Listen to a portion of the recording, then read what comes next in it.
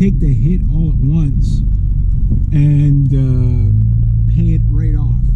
You know what I mean? Yeah, it hurts more, but then it gives you a reprieve for a year. You know what I mean? It gives you a year to save up for the next one. Now, that said, I don't know if I'm going to get AdSense. If I got an AdSense last month, I have to wait for my bank statement because I can't get into my AdSense account. There's a glitch with it where people can't get into their account. And I just don't want to mess with it. You know what I mean? So when I get my bank statement from one bank, it tells me when I get the statement, I know I got money coming in. So the good news is that I got probably 2 of them in there. So I might have between $200 and $300 in there, and then if I get something this month, I might have enough to cover everything. You know, just about everything, right? And that'd be great. But I'd like it if I didn't have to touch that money, right?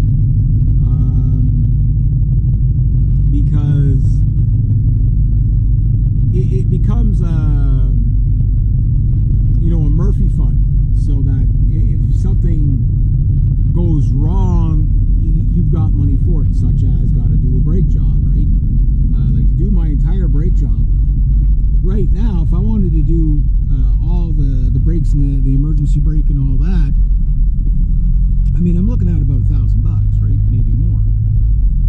And then add up, if I was to renew all the licenses, I'd be at $2,600 just like that. Okay?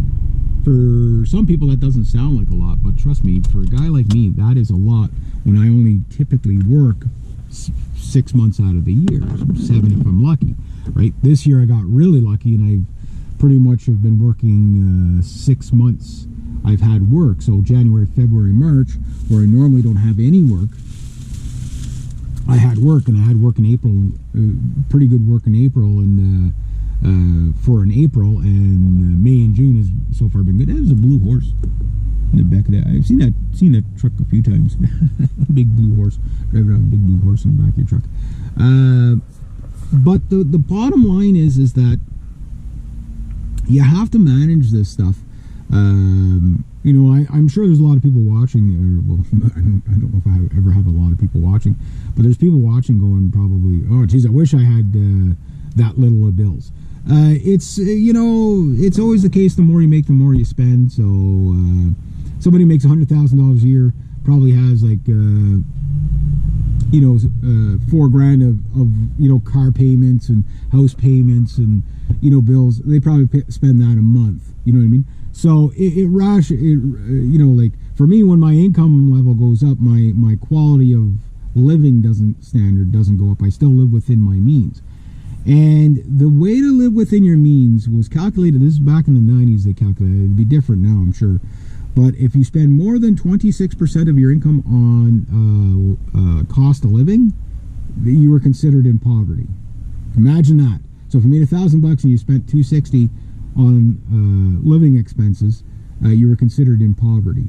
I mean, if you know, you're lucky if you have it the other way around. You know what I mean? I've never had it like that, where you know, I can, you know, have, you know, like 74% of my income as disposable. I've never made that kind of money. I mean, my expenses have always been, you know, on the wire, you know, sometimes a little bit to the positive. So right now, I now have September covered, and I'm starting on October's living expenses, right? So you can see why I want to get so far ahead, right? So if I can get October's and into November's living expenses covered, I'll be that much further ahead. So when the work does start to die off, all my bills for the season are kind of covered, and all that. And then I don't have to worry as much for next season, right? So the further ahead I get now, the easier it is for me to get ahead in the winter. You know, like, so it's like, I was thinking June, okay, I'll probably get everything done in June for expenses, and then I might have some disposable income at the end of June. But add in the brake job, you know, like I was supposed to, I was going to try to get, like I say, the taxes paid and the what you call it? It's the catch-22, because when I pay the taxes, I'll get money back, which will help me pay for other things and get me ahead a bit more. But it's to get the taxes, the money for that. But my goal was to get the truck looked at this month, right? Not going to happen. Why? This thing's on the road and it needs brakes. So this takes priority. So there's no quick fix. There's no quick fix. Just long plug away at it, right? So as long as I don't have any other real big hits financially, I should be okay.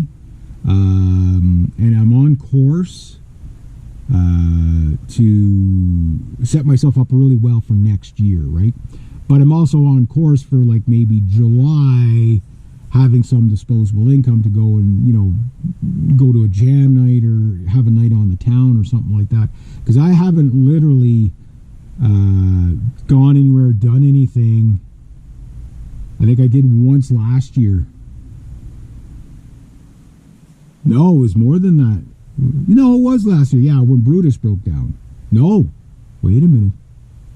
Let me think now. That was the year before. Yeah. So the last time I went out for a night out on the town was the year before. That was the next day Brutus broke down. My white Dodge, right? And that, then I bought the Thunder, right? Which that hit me really hard. That was, 3 or 4 years of savings to buy that truck. And it completely wiped me out. And then once that wiped me out, there was the truck broke down again. Not quite a year on, right? And that hurt. That hurt a lot. And yeah, so that took up almost all my savings, right? Well, it did take up all my savings, right? So now I'm building that savings again. And, once I get at least 6 to 8 months ahead on my living expenses, I'm going to start to divert some of my money towards a vehicle fund, because we know what happens to my vehicles, right? But I'm going to have my credit card put up so that if I go to a dealership, I could put a car on it if I had to, rather than worrying about trying to save up. Because like if it took me 3 years to save up the last time, like when this vehicle goes, whenever that is, I have no expectations for the poor silver pellet. It's gotten me this far and I'm amazed, you know what I mean? But the second it goes, I'm out of a vehicle. Like I just have no vehicle. Maybe I'd be able to use my dad's truck once in a while, but when you don't have a vehicle, you don't have a vehicle. You know what I mean? It's that simple. And that makes life extremely fucking difficult for me. It really does. Because it's like then people have to come pick me up. And a lot of my clients don't mind. But some of my clients won't. Like I haven't had them long enough. And whatever. But yeah, so it makes it really hard. Makes it really, really hard to when that happens, right? So I want to be able to get far enough ahead so that I have the money ready to go, and you just keep building the money until the vehicle's gone. And then if you're down a week or whatever, or even a month, it doesn't matter. You're going to be able to buy a vehicle without you can buy it cash, right? And it's just okay, I bought it, and there's no setback. There's no, oh my god, I've wiped out my savings, whatever. So what I did last time is I took the savings for my cost of living expenses, and I spent that on the truck, right? And then it just seemed like one thing after another hit me financially, and suddenly I was like really struggling like crazy this time last year. This year I'm way ahead of where I was. Last year I just got lucky at the end of the season. This year I got lucky at the beginning of the season. So if I get a full season and work up to November like I did last year, that'd be freaking awesome this year. You know what I mean? That would really, really, really give me an advantage, because I don't count. I don't anticipate work January, February, or March, right? If I do get work, maybe